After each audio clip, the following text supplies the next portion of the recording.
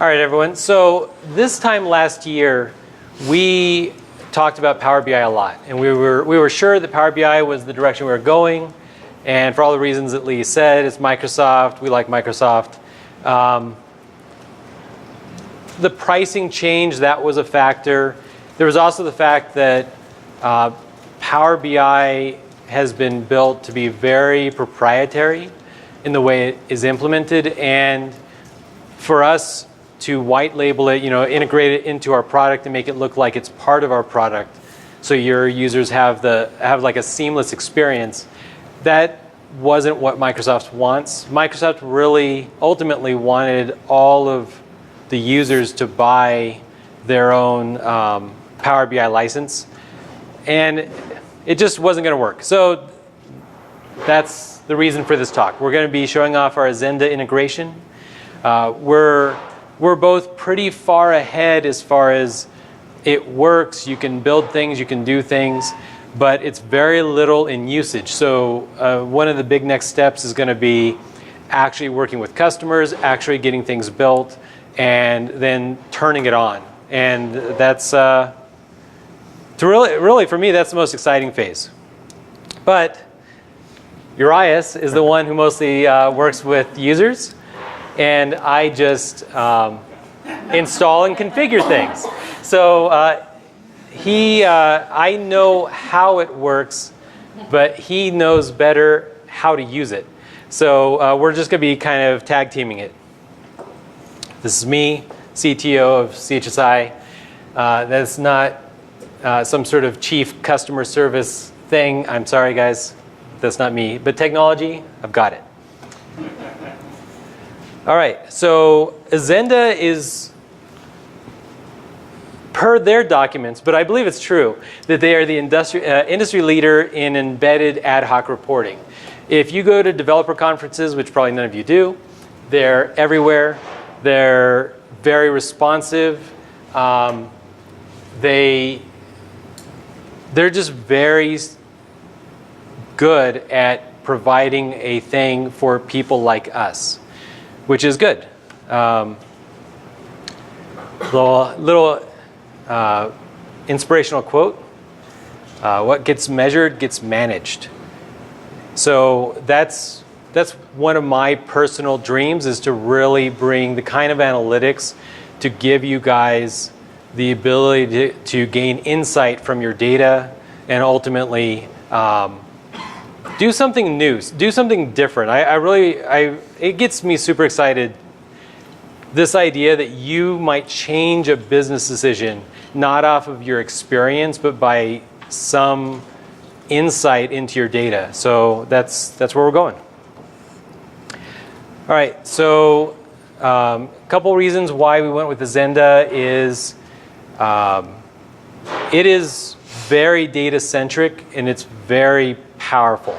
They don't do a lot to kind of dumb things down. If you've worked with Power BI, it can get pretty frustrating. It doesn't feel like SQL, and a lot of times you just kind of give up and maybe write a SQL view or something, and you just say, I don't even want to try to mess with the Power BI relationships tools and stuff like that. No, I've got to just write raw SQL. And then what's the point? Because you want to give this to people who maybe aren't very technical, but have the business experience to make good decisions if they were empowered to get that data themselves. So that's the first thing. The other thing is, part of the UX redesign is to make our application responsive, which effectively means that we want connections to work on every possible screen, every possible type of device, tablets, smartphones, everything. And Azenda is fully responsive. So right now, wherever you see Azenda, it is a responsive thing. And if it's inside of a new mic design screen, then it is fully responsive, and it's going to work on your smartphone just as well as it's still going to be small, but it's going to work just as well on that small screen as a tablet or your big screen. And then finally, one of the biggest reasons, even more than price, I thought we could get away with price. I thought, hey guys, we can probably, if we deliver value, our customers will not mind sharing in the expense of Power BI. But it was not tightly integrated. It really wasn't. And that's not what I want. That's not my vision for the product. Wherever you see Azenda, sometimes you're going to see Azenda as a separate, like a Azenda kind of dashboard thing. But also you're going to be able to see Azenda pieces like pie charts and line graphs and things like that literally embedded in connections in a way that looks natural and doesn't detract from the experience, but instead really makes you feel like I'm looking at this customer, I'm looking at this quote, and I need information to make a good decision, and here's this pie chart or here's this thing. And that's the kind of tight integration that I really want out of what I'm giving you guys. So you're going to see, I think Urias is going to show a little bit more of the design abilities, but they really do. Azenda offers a full suite of visualizations. They're the market leaders, so they have just tons of maps and pins and gauges and all kinds of cool things. Grids, forms, everything. Actually, a lot more than we wanted. We wanted what Power BI was offering, and that's what we were willing to work on integrating. And what they gave us was a full ad hoc replacement for Crystal Reports, and just they have their own scheduling system. I'm not sure how much of that will expose, but it's really powerful. It's not necessarily very insurance specific, right? Like insurance requirements have things like, we want this to be every last day of the month, or maybe the third Friday of the month. Those are very insurance things that neither Power BI or an Azenda are really going to like offer, that our scheduling is built to offer. So we'll kind of see where we go with that, but they offer a lot of cool things. You want to show off? So I'll show you some dashboards that we put together. Now keep in mind, everything you're going to see is demo data, which means it's not necessarily the best quality data. It may have been messed with since the last time I looked at it, so you might see metrics that go crazy off the charts. It's just a warning. This is not the dashboard. I was going to turn those lights off so you can see us. Yeah, go for it. You know which one it is real quick for us back here? Sections 2 and 4, it's like the second one down. So this is actually an embedded dashboard that was built using Azenda's administrative tools, and we will expose some portion of these tools to you as users, so that you can manipulate and modify these dashboards or make new ones. That's part of our ad hoc reporting solution. These are all live pieces that we've literally designed in advance and dropped into sort of a dashboard interface. All of these are resizable, and they should, obviously the pie chart got smaller, they should reform to whatever size you want them to look like on that dashboard. At this point, if I save this dashboard, the next user who comes in here will see it the same way that I just configured it, because I'm an administrator of this particular dashboard editing tool. So this would allow you to build dashboards that all of your users can use. Some of your users may be power users, and you may give them the ability to manipulate these dashboards as well. Either their own or the group. If they're head of a department, they might have the ability to edit dashboard for everybody. If they're not, then you might enable them to edit a dashboard just for themselves. Right. Because these are all interactive, let me see if I've got one. Here's a losses by class code report part, and you can see that there's a lot of different information as I hover over this class code. I can actually filter down which metrics I want to show. If I only want to see medical details, I can show those. If I want to see legal details, I can show those. Or I can show all of them together, and it stacks them. That's just one of the, when I configured that report part, I decided I wanted that one to have a little more interactivity. We can also develop these to be drill in, so that when you click on a piece of one of them, it can go to another report that comes up and shows you different information. I'm not sure what was on the next slide for this. You can also set the security restrictions on here. There's some extra buttons in there that, I mean, the system is so big and there's so much potential in there. But you can also say that maybe some employees should not be able to see that dashboard or that report part. You can really lock things down. Yeah. I don't remember which slides come after this. Was there more demoing, or should I go ahead and show? Okay, there are some. That was actually. Yeah, that was the examples.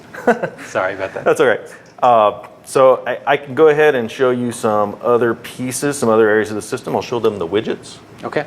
So the widgets is a user-specific feature where each user can drag and drop only the report pieces that they want to see. So it's like building a dashboard specific to you that no one else in the company really cares to see. They can build the same dashboard if they want.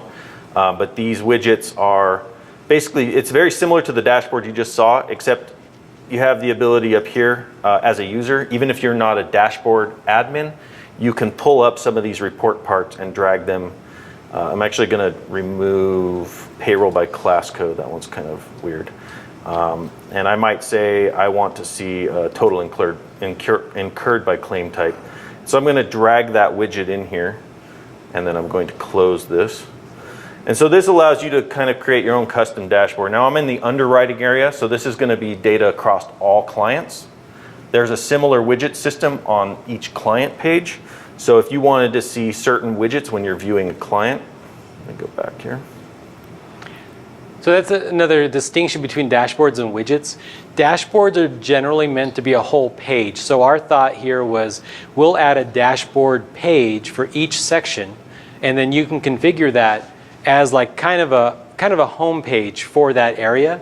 Widgets, on the other hand, are meant to be something that makes sense to you as an underwriter or a claims administrator or whatever, and you always want to see it on that page. Then you can add that widget to whatever page makes sense so that you don't have to click away. You can just have it on that page. It gives you the information you need. You can make that decision, and you don't have to make 3 clicks to go run some different report. Right. So the widgets that you're looking at here are actually filtered by client ID. So you'll see there's a client ID up in the URL, 787. That's actually our sample business client. So everything that you see here has been filtered down to that one specific client. These reports are not built to be client specific, but it's an optional filter that we've added to each one of these so that when they're viewed on this page, it sees there's a client ID filter and it immediately filters it down. And we will continue to add other context filters throughout the system where it makes sense going forward. So we could technically build widgets that could filter by quote ID or possibly by location. You know, it's whatever you guys decide is an important and valuable feature. We have the ability to add those extra hooks throughout the system. Quote ID, claim ID, group ID if you're managing multiple groups. Right. Yeah. So Maybe what you schedules? Yep, schedule IDs, that would be good. Schedule type probably. Schedule types. Yeah. Yep, vehicles. What you'll also see here is one of our grid examples. I just threw a grid together showing the class codes with their rates. For this particular client, it just grabs their most recent payroll quote and shows which class codes and what rates are on it. It was just a quick grid I threw together. It's just one more example of a type of widget that you can create using the Izenda tools. And I'm not sure if you saw it, I kind of went through it pretty quick. Back on that underwriting section, I had a map widget, which is actually showing, I'm trying to remember what I built. It shows claims by zip code. I have it filtered down to Maine, but I can zoom back out here and look at the whole United States. There's actually 2 metrics. That's the sum of total incurred per zip code. The zip code in this case is 14450, and it's showing $134,000 in claims. If I hover over the center one, it's claim counts by zip code. There's only 1 claim. So that tells me there's 1 large claim in that zip code. Again, this is demo data, so I don't really know if that's useful information or not. And I can zoom in on a specific state. In this case, I'm going to zoom in on Was this Virginia? Because I wanted to see the information here. It actually is trimming it off the bottom, which is interesting. That's why it's beta. That's why it's beta. So I could actually go, well, in any case, let me zoom back out and look at a different state. Obviously, Virginia is not a good one. So there's the state of Maine, and I can see there's really only one claim in Maine. That's what the data is. It could have just as easily been a count of clients per state or per zip code or per county. It has lots of different, the mapping has lots of different keys you can use, latitude, longitude. So whatever you can imagine as far as regional type of territory-based maps and analytics, Izendo allows us to do all of that as well. Did it know where the zip codes were, or did you have to join on our zip code table with the latitude, longitude? No, it knew. It knew. Okay, that's huge. Yeah, That's, it actually, on their mapping tool, it has a field for dropping in zip, well, they call it postal code. So they've got a built-in postal code locator in their tool. Same with county. I believe there was a county locator, so you could just drop a county on there and it would know where that is in the US. I'm guessing there are some duplicate counties somewhere, but you can combine it with state. So if you have state and county, it could find it on the map, stuff like that. And again, these are all, they're all live, and they all have hover over details and potentially drill in. If I wanted to, I could make this pie chart such a way so that if I click on a wedge, I haven't done it on this one, it would drill into some more analytics, or maybe even a grid of the claims that pertain to that type.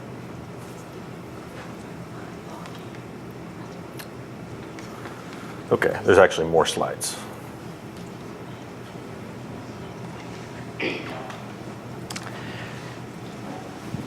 So ad hoc reporting. Like I said, we did not invest in Izenda for ad hoc reporting, but they kept saying, we're a great ad hoc reporting solution, and we said, okay, well, let's go into it. And it's pretty cool. I mean, already the report part that showed like a grid, it's pretty easy to see how if you just wanted to see maybe a vendor list, or you just wanted to see all your applicants, or you wanted to see really kind of anything, you can do that. And I think at this point, You want me to show some of those? yeah, I want to show you, or want you to show us the design tools. Okay. Yeah, just build a report. So first I'll show you where the ad hoc reporting area is going to be. And I may use that to build the report tool. I may go to the administrative feature as well. It just depends on what it looks like. So we've added a new ad hoc reports tab at the bottom of the reporting area. Browser in a couple times to make it a little bigger.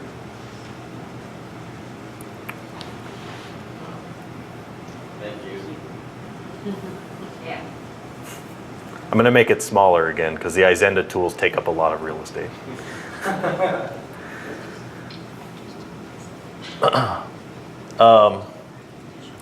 This is just telling me I'm in the Demo2 database. So there's actually a bunch of reports I've already built here. Those are a lot of those widgets you already saw, and dashboards are already here in the list of reports. Let me see if I have any I don't have any templates.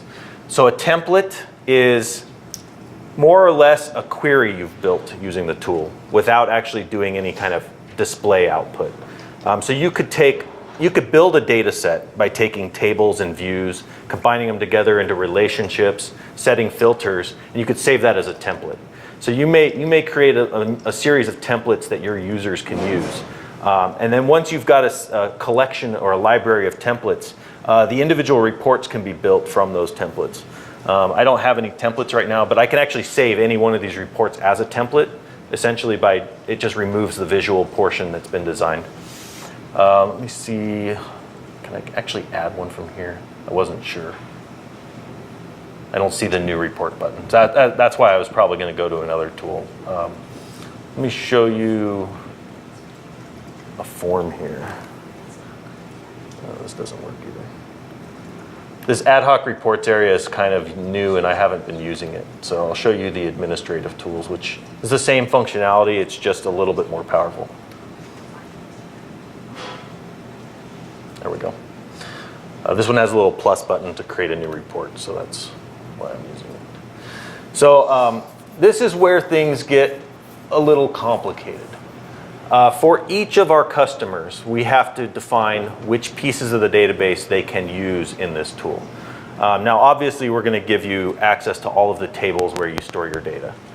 However, there may be some custom features that we need to add for you. And we'll need to work with you to be able to add custom types of data viewing. Richard said it earlier, there are times when you just want to write a bunch of SQL to get the data out of the system. There are going to be times with any analytic tool where you just want to write some SQL and use that as a source of data because it's pulling back the data the way you want. I've actually done that here. A few of these, like summary, claim, financial, are custom SQL that I've written to pull back claim financials in the way that I wanted to report on them. That saved me some hassle of having to build all of the relationships. That was a cheat because I was in a hurry. But that's definitely something we can do for you guys as well. So what I'm going to do, though, is I'm going to build an ad hoc grid using client data. So very similar to how our advanced search allowed you to add lots of fields, and I'm using this in past tense form. You'll be able to add a lot of fields and produce a grid of data that you filter using this tool. Yeah, I'll use this. Yeah, thank you. So I'm going to tell it I want a grid. This report body section is actually the visual, whereas this section above is for adding filters. I could add a client type filter in here. I'm not actually going to right this second. But I'm going to tell it I want this visual to be a grid. I'm going to call it client details. And I'm just going to throw some columns in there.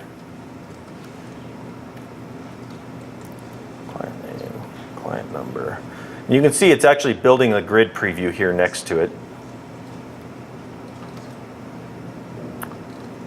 I think I can rearrange these fields. So it's pulling back deleted clients, so I may want to filter those out. I'll look at that in a minute.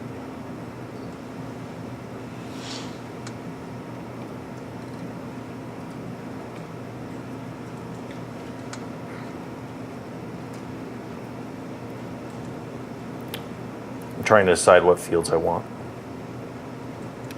It doesn't have to be anything important, maybe fax number. Yeah, most of them have empty fax numbers, but that's okay.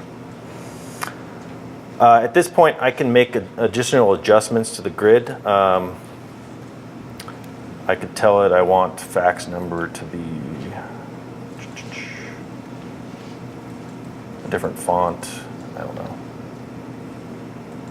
That doesn't work because it's realistically, what they're most likely going to do is probably alias those, right? They're going to alias client name probably to name maybe. You can change client number to company number, something like that, and it changes it in the grid. So you can build all this grid output. You can do counts and all kinds of stuff. I don't want to spend too much time on it. I could add lots of other sources, but it just starts getting tedious. It doesn't make for a good demonstration.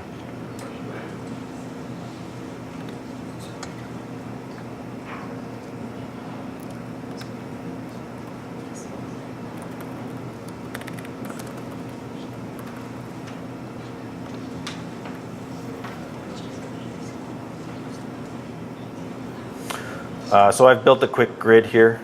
At this point, I can click Report Viewer. Now it also gives me the filters, so I can say show me only clients. And that's actually supposed to work.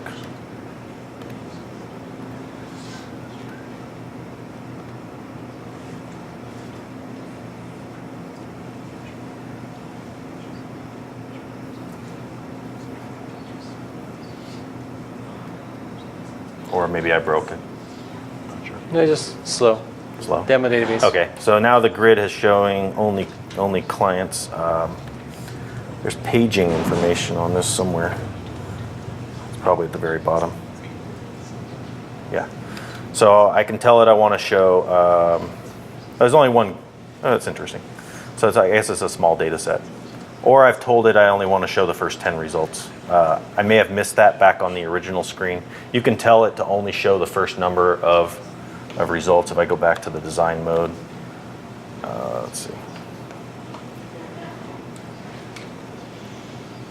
This is preview records right there, 10. Oh, of course. Thank you.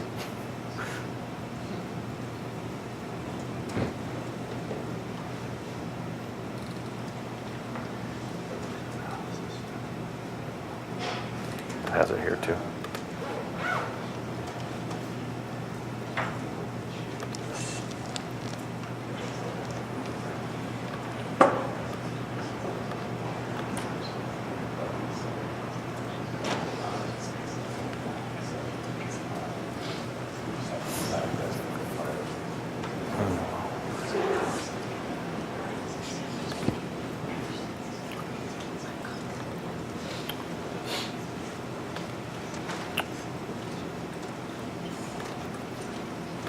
And then once I've created this, I could export it to PDF or Excel or whatever format you guys want to see. But it's actually a lot of clients, if I recall. I think there's several thousand, so that's probably going to take a little while to generate.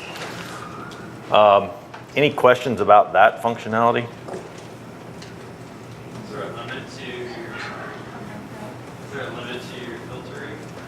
No, any field you want that's available, you can add to the list of filters.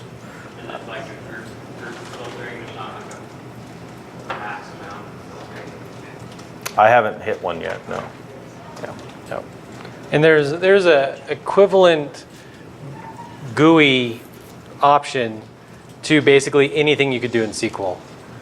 It's just, if you go beyond, I mean, normal users are going to choose a couple tables with a join and a couple filters, right? And then there's going to be the power users, and you're going to use maybe a view with a table, maybe a view and 3 tables, and you're going to get really good at kind of dialing this in and giving it to another user and say, hey, just go with it. But then there's going to be a time where you have a very specific business set, and that's where you'd probably just want to write the SQL, because it can do a lot. And actually, it makes sense, and especially for people learning SQL, you can kind of see where, like right there, it says join alias, join type, operator, data object. If you know SQL, you're just going to be kind of imagining how this is doing a left join or inner join or whatever.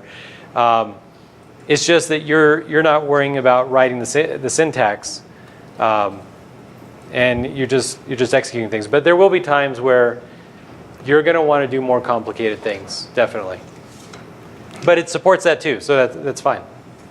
Hey, Urias. Yes. Creating the grid is cool and getting the data out, but what about something simple like a form letter that you want to send out to all your insureds or something like that? Is this a pretty easy tool for the admin, person to crank out a letter and drag names and dates and addresses into and get it out?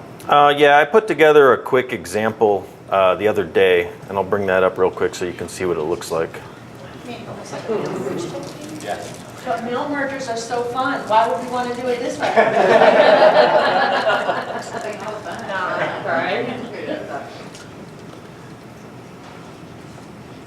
Just trying to remember where I stuck it. So, form letter example. So I was trying to write a letter on behalf of Lee here.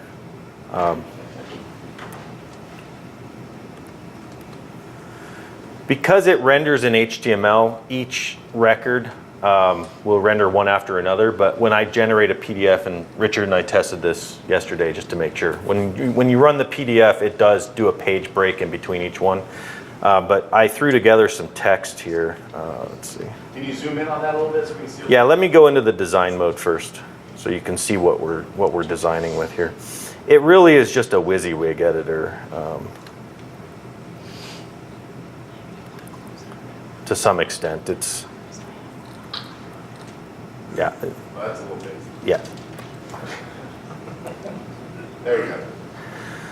So I wrote a quick one where I just stuffed some fields in. Hi, primary contact, or we're writing today in regards to client name. These are just fields I've dropped into the text. I had a start date here. I'm not sure where it went. And I'm not sure why there's 2 dashes there. So this is just HTML. I can select some of this stuff. Let me zoom back out. You can paste in HTML here as well. You got formatting tools for fonts, justification. Yeah, I can bold it. I can change the font type. I'm actually not sure what I've got selected right this second. If you have a Crystal report that you use just to print a bunch of letters, but you need to change it slightly every month, maybe every quarter, this is probably going to be a pretty good tool for it. Because you're just going to be able to come in here, edit it, and re-render it as a PDF. I tried to change the font. It didn't work. I don't know that you can see it here. Yeah, it may not render properly. Test. What you're seeing here is really a preview before you render it as PDF. Because the PDF is rendered server side, who knows what you have in your machine. Oh yeah, okay. It renders. Yeah. Arial black. Yeah, okay. So you can kind of do all of your editing here. It honestly would probably be easier to paste in HTML from a Word document or something you've already built. It supports inserting of images, doing some drawing, lines, that kind of stuff, horizontal lines. Your basic report requirements. You have a question? Yeah. So if we do form letters through here, would it be able to attach some sort of a note to each one of the insureds or the clients that that letter was sent? So if we have one mass mail merge mailing to go out, we get that note the insured. That would be a function of whatever runs the report. Yes. So at this point, it doesn't. I can see how it could work, but that's definitely some use cases that we could do in the span of a couple days, but we wouldn't do it unless we were told about the use case to do it. And that's a pretty obvious one. So when Mike starts forming his requirements, we definitely we'll just need to put that in because yeah, it seems pretty obvious that any time that we generate things per client, usually you're going to want a note added to each client. That's just a fact. That's how insurance companies work. Right. Yeah, even if it's not a letter and it's a report that you're running just specifically for one client, just to have that go right into Yeah. the action item would be good. Yep. Yep, that's good. Do you also have the ability to create the report, the form letter, whatever, and then save it in Connections so other Connections users can run it at a later date without having to go into ISM to do all those things? So this will show up in the list of ad hoc reports. So Okay. I've already saved it. I didn't have to go in and actually edit it. Let's go back to the ad hoc reports area. So that area is really meant. Permissions around these reports? What's that? Can you put permissions around them? Yes, everything in Azenda, everything is able to be locked down. So if there's a sensitive financial report that you don't want necessarily everybody in the Totally. organization being able to run, It's the same as our Crystal reports to a certain extent, anyways. So yeah, same. But it's there to go and run again with new dates if you want. Yes, exactly. Of course, when you build it that way, you have to build it either to always pull from the current date or to accept a date parameter, but probably to accept a date parameter because you're probably going to want to be able to run a report 7 days late or whatever. Yes. Now, when they ask you for as of dating, when you do yours, you'll have to put that functionality in there instead of just placing a date. Okay. I don't remember the client ID on that sample one. 752, I don't know, something like that. 787. 787. I think I can filter it by ID here, 787. Just make it a little faster. You went to subscribe? Yeah, I don't remember how to get back to. Cancel? There, that's how. So, hi John Lennon. We're waiting for you. We're writing to you today in regards to sample business with alert. I can export that to a PDF or Word doc or Excel or whatever format. And so this is the area we normally expect end users to go to, is you've built a bunch of ad hoc reports, form letters, whatever, anything, and they would all be here. Your admins would go to the other screen where they can actually build and redesign these things. There is some editing functionality here though, right? So you can, Yeah, I can click edit up here. if you have the permissions for it, which he does. Quick edit, and I can make changes just like So that. that menu bar across the top with the different tools only shows if you have the appropriate permissions. Exactly. A really good future use case for this would be to build your policy forms in this tool. They'd still be accessed through the policy documents area, all the same. But you'd be able to come in here and like a very, what you see is what you get interface and say, oh, I want to change this or drag this thing here. So you wouldn't have to ask us in the future. There's a update bug some there. Policy document I don't know or why. letter or something like that. I think it's the Make enter change, key. save it, and it'll be available for you now for all your insurers. You say it's done. That's kind of the future. Yeah, I didn't want That's to. actually why we talked to Izenda in the first place. They had a commercial that said that they're the Crystal Report killer. So we had a demo, and then we found out that they did everything else. So we'll be learning. We don't know how to use it very well yet. Yeah, we're learning still- this whole form thing for policy documents in the future. Almost everything you're seeing here I learned over the course of like 2 weeks, and that was like over a month ago, so a little fuzzy for me still. Yeah, endorsement forms, all those documents, yeah. Do you see this replacing Crystal? We ran a query, we have over 7,000 Crystal files, and we asked the Izenda folks, and he says, you're never going to fully replace Crystal reports. But it could be, we'll have some sort of hybrid, I would imagine, in the next couple of years. My long-term goal is that we reach a point of equilibrium where we stop adding any new Crystal reports. Then we'll slowly start replacing Crystal reports because they'll be like, well, we need to make a change, but that change, you know, it's so big, we might as well do it in Izenda. And then 20 years from now, every once in a while we'll bring up that Crystal report and be like, why do we have this? Well, because nobody cared enough to change it. Nobody wants to. So there you go. And Crystal reports still can do things like I think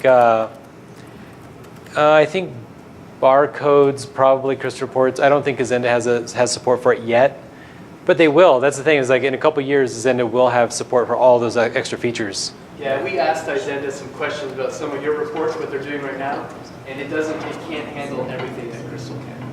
Crystal is a solid reporting tool, it's just harder to use. It's got like 30 years of experience on it. That's gonna be tough. The headers and everything, like you got multiple companies under one database, how would you manage that? So I know theoretically you customize it to filter what it shows based off of maybe like a group ID or whatever. But do you know how to do select statements and like switching views? We're not sure yet, that's why. No. We're not sure. Yeah, that's Yeah, would we use suppressions in Crystal reports? Yeah, exactly. Things based on our 3 groups in one database? Yep. Yeah. We're not sure yet. We don't know. Okay. it's again. There's all this stuff like you can set up repeaters. You can also, I know I've done it before. I don't remember how, but you can drop in report parts you've built elsewhere in the system. So like a chart or a graph or a grid. If you have a grid that you built, you can drop that into the middle of the report. I don't know how to hide and show stuff yet. It's got all kinds of custom HTML tags that do fancy stuff. This field prop tag, that's one of their like custom tags, and I'm sure there's all kinds of stuff that they support. Not that I expect you to write HTML, but or markup. But you may have staff that feels more comfortable with it than they do even with finagling with the GUI, and that may be what they prefer, and it's there. A big component that I think is nice is in any scenario, especially with our couple beta customers that we're going to be onboarding, if somebody has a question and we haven't figured out how to do that yet, right? Because we have 15, 20 years of experience with Crystal Reports, so we can answer all these questions just right away. And here we have 10 months, about 10 months experience with Izenda. These guys are responsive. Crystal Reports, they could care less. They're like, they don't want to answer their phone calls. You got to pay for an expensive support contract. They don't want to talk to us. So if we have problems, and every once in a while we have had problems, we got to go to the user groups and we got to wait for somebody else to answer. And it's not a Crystal SAP person. It's going to be some other user. And they're going to say some weird workaround that involves a Windows registry or something. But Azenda, I had an issue yesterday, and 15 minutes later, I had 3 different support people that were all like, we want to fix this issue. And it was fast, and it was like, do we need to get on the phone? And it was like, no, you guys, it's good, it's good. The first guy answered my question, that's all I need, thank you. And so if we needed to do this, the equivalent of field suppressions now, we would just have someone from them either walk us through it or walk, even maybe on the phone, walk whichever customer through it. And it's kind of nice for us having a partner because we're so used to having to kind of go it alone and just figure it out on our own. But this is definitely enough to absorb. Yeah. For sure. Yeah. Without that.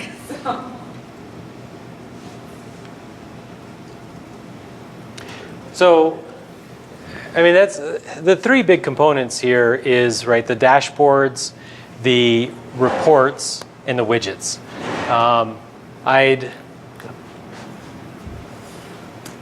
It was already widgets, and that was it. So basically, I want to open this up to more questions. Definitely, if you want to ask a leading question that you don't think that we're going yet, but you want us to go there, ask it because it'll put it on my radar. So yeah. Have you guys worked with Tableau, and how does Azenda compare with Tableau? So I love Tableau, but they're so expensive. They're so expensive. I've never gotten past the 14-day trial. It's amazing. It's cool. It's not integrated inside the application. So I think all of these analysis tools definitely have their place. I don't think you're realistically, and I don't know, because honestly it's been a couple years since I last looked at Tableau. I don't know if Tableau now has some like equivalent to the widgets where we could be like, oh, you're looking at a quote. Well, here's your loss run data in a nice form inside of our application. I don't know that they do that because it was really a standalone separate thing. I don't think this is going to replace data analysis expertise, right? It's not going to tell you how to answer questions, but if you know how to ask the question, you can design the widget to give you the answer. Whereas Tableau has a lot more powerful tools to help you kind of like get those questions and come up with cool analysis out of the data. So I don't think this will replace that. If you have a person in your organization who really likes data analysis and is really like working down that road, this is just going to be like a hammer or a screwdriver. This is a tool in your toolbox to help you do stuff, and more importantly, share it with all of the users of your organization. That's a huge part of this, because once you set it up, it's just going to be there, right? They're just going to go to a page and they're going to be like, oh, here's this pie chart. Oh wow, this customer is really unprofitable. What's going on here? That's the kind of answers you can give the end users, which is not Tableau. Like Tableau is not for every user in your organization. They have to know to run that visualization report thing or whatever. So it's just not equivalent. But I am really into machine learning and things like that. I would love to, given your data, generate some proposed visualizations and things, so that maybe the analysis person in your organization sees like, oh, we think out of these 300, 500 different visualizations that we kind of like know about, we think these 15 would be good for your organization because it matches your kind of data and it seems like it's giving you good insights. I don't know if that really answers your question, but that's kind of where I want to go. I want to help you get to wisdom. And but right now, what Azenda is really offering us is an ability to give you tools. And then hopefully working with you guys, that will just help get these insights that will then be able to go to the next level and start kind of like cycling through, and like you give us information, you give us insights, and then we just work on it and then give it back to you guys with even more insights. When you talk about users of the Azenda and the module itself, Yeah. are you talking about the users that with like the license holders that like us? As Yes. users, or are you talking about the portal users? I mean, we have All. hundreds and hundreds of portals, so our agents that we work with can go into their portal and run something that they want. So I'm talking about the kind of power users that are maybe in this room. I'm talking about your frontline customer service people that are just answering phone calls or whatever. And then I'm also talking about the portal users. But again, the portal users in the first stage is just going to be to flatly offer locked down visualization. So you'll be able to say, hey, I want to show this pie chart to this user because they need to know there's a problem. And every time they log into their account, I want them to see that they have really high claims. And this is going to be a problem. And that's it. There won't be any edit button. There won't be any, like, it'll just be like really locked down. And then as we work with you and we understand what's safe to allow them to build, ultimately they will be able, presuming that you even allow it, but if you allow it, they will be able to customize and show more things. And that probably will be more useful maybe to the broker toolbox than it will be to the client portal. But My concern is actually them having too much information. you know, it's default is going to be no information, and then you're going to turn on a couple things, and then yeah. Default is no information. This is a graph. Yeah, lock it all down if that's what you want. But hopefully you find a couple things that you do want them to see, and that it does help them curb their claims and that kind of stuff. Another question, like more Sure. like a leading question, like you were Yeah. saying, regarding form letters. So, like for audits specifically, we have some naughty people that don't give us certain things on time. Yep. So we have to send those, second request, third request, final Yep. request. So we typically, like we had Trevor got us a report and we do an export into Excel that tells us who we haven't completed an audit for. That comes out in an Excel spreadsheet, and then we do a mail merge.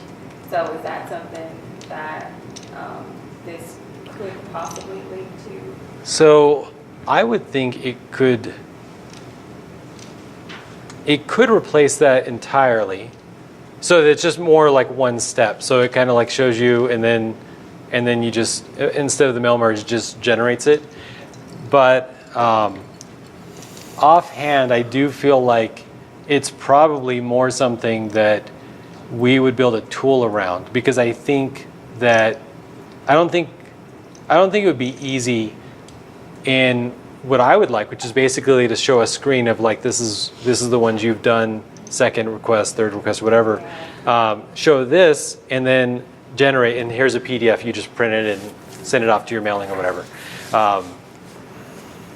I think that's going to have to be a custom tool. And I know personally, I feel like we haven't done a lot in our audit area in a long time.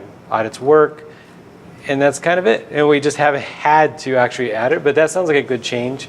And with the Azenda integration, because it's tying the document generation at a closer level. Before it was like, we do what we do, and then we send it off to an RPT file. But now there's a little bit more integration that we can do, and we can show things basically on any screen in the system. I feel like that's probably something we would build a custom tool around. Can you link the data sets to stored procedures or outside databases or So web data or anything like that? does it support stored procedures, number one? Let's just Yes, It does. Okay, that's what I thought it did. I know it did views. So yes, stored procedures.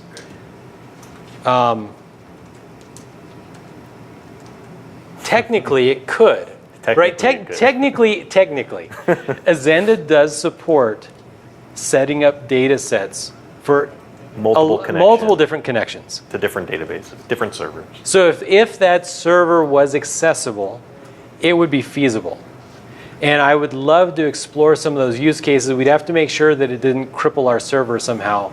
If mostly just because if a remote server was slow, it might struggle. But actually, Azenda is really cool that way.